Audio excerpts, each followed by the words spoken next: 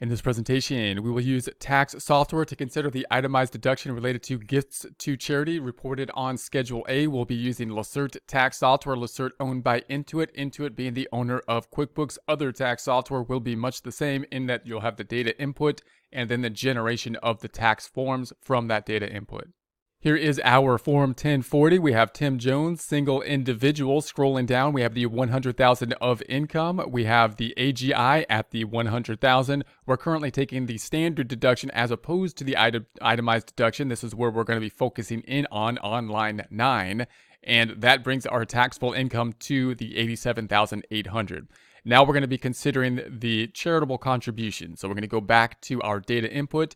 We're going to go into the deductions. We're going to look at the itemized deductions. We're going to be looking at the contributions to charity. And I'm going to say, even if we have a substantial amount, let's say 10,000, that's going to be given to charity, and we're going to go back up. It's going to be the 10% of the 100 there, and that's going to still not be enough to push us over. In other words, you want to think about the contribution to charity with regards to other types of items within the itemized deductions. If there are no other itemized deductions, then you'd have to contribute a fairly substantial amount to the charity to bring you over, to kick you over the standard deduction. Even for a single individual, you'd have to have, the standard deductions at 12,200. So you'd have to have a significant amount of contributions above that in order for them to benefit you. Therefore, you want to think about the charitable contributions as something. If someone is already itemizing, the charitable contributions are probably great, but the charitable contributions in and of themselves may not be something that's going to benefit if there are no other itemized deductions. So if someone had something like a home that they had, and they had mortgage interest as well as the state taxes, property taxes on the home, more likely then that combined with the charitable contributions will be a huge benefit. So the charitable contributions, once you're kind of at that threshold where you're benefiting from them, are great because you don't have those type of limitations that you have with some of the other itemized deductions. For example, you don't have the kind of floor that you have to clear for the medical expenses. We had to be over 10% for it to benefit you, and you don't have the same kind of cap or phase outs that you would have as your income goes up. There's a limitation that you have to, you can't give more than a percentage of your AGI, but there's not that same phase out. So once you're able to itemize, then the charitable deductions are great because you don't have the same kind of floor or ceiling that you might see in some of the other deductions. So there's the 10,000. If we increase this to 15,000, then now we're going to go back to our forms and say what would happen then. We're at the 15,000. That's not what I wanted to see. I want to see the forms here. And that's going to be, now we're at the 16,100. So now we're taking the standard, the itemized deduction, as opposed to the standard. Schedule A now appears because now we're using it. And we see the 15,000 in the charitable contributions on the Schedule A, included with the taxes paid, which is being calculated by the system or the state taxes. That's giving us that 16,010, which is now pulling over to the page 1 of the 1040.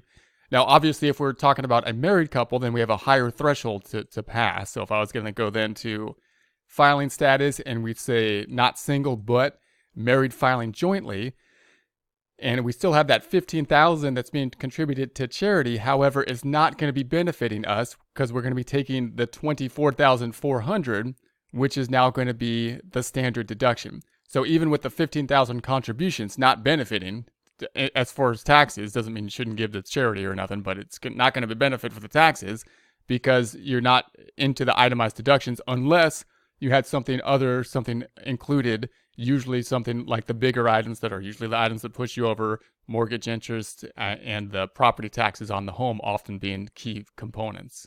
Let's say they made charitable contributions of something like 80,000 in the cash contributions for the 60% limit. If we then go back up to the forms and I go to the form 1040, we're at the 61,098. If I then go to the Schedule A and go down to the gifts, notice it's limited then to the 60,000. Why?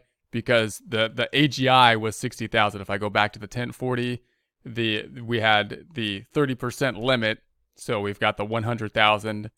60% limit, the 100,000 times 0.6 is going to be the 60,000, right? So it's going to have that limitation. Now you're not going to hit that limitation most of the time.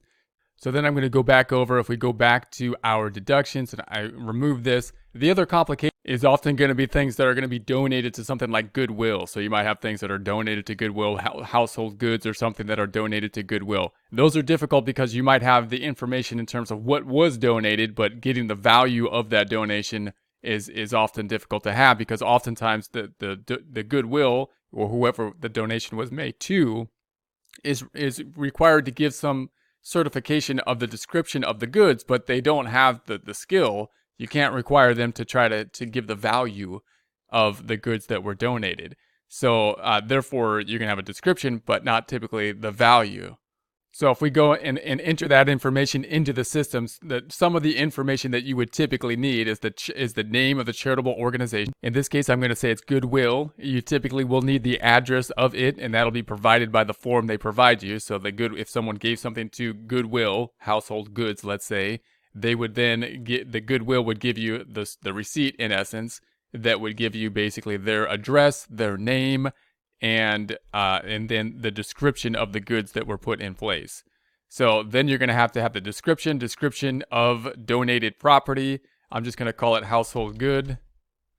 Household goods. Now you want to have as detailed a description as possible. You want to be as accurate as possible of what the information was, or the stuff that was donated to Goodwill. The date of the contribution, I'm going to say, is January 1st, 2019. And then the date acquired, we often may not actually know the acquisition date, possibly. I'm going to put various here, which is going to be 01, I'm going to say 00.